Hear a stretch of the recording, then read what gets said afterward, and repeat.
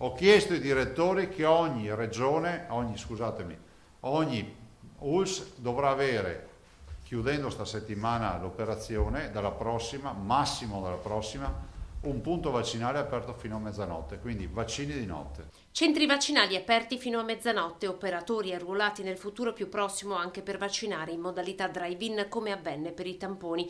Tutto questo un piano completo cui si aggiungono i medici di base. Qui la Regione ha affidato la fascia 70-79 anni e i farmacisti per i quali si attenderà probabilmente Johnson & Johnson.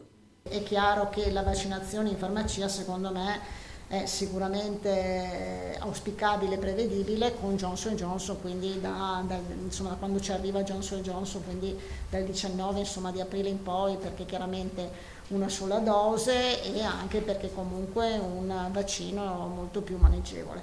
Vaccini somministrati anche a Pasqua. Il portale da giovedì sarà aperto per 400.000 utenti, comprese le persone con disabilità.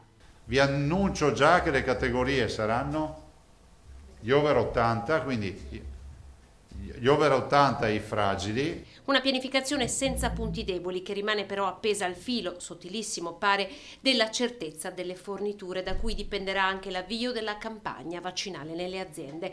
Il presidente Zaia ha annunciato i primi ritardi. Sembra che non arrivi AstraZeneca domani.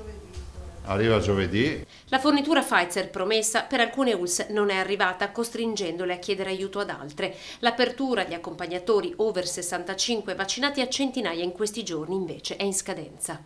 Lasceremo ancora questa settimana il tema degli accompagnatori libero, dopodiché quando si andrà a regime con la prenotazione dovremo chiedere che tutti si prenotino, perché a quel punto, l'avete visto, è un gioco da ragazzi prenotarsi. A breve il governo sarà chiamato a redigere il nuovo DPCM che entrerà in vigore subito dopo Pasqua e sul quale Zaia chiede condivisione massima con le regioni. La prossima settimana invece sarà convocato il tavolo con i farmacisti per applicare anche in Veneto l'accordo chiuso a livello nazionale. Non super fragili, 6 euro a inoculazione, e possono fare la vaccinazione, quindi possono effettuare l'inoculazione anche i farmacisti, previo a questo corso che è stato fatto dall'Istituto Superiore di Sanità.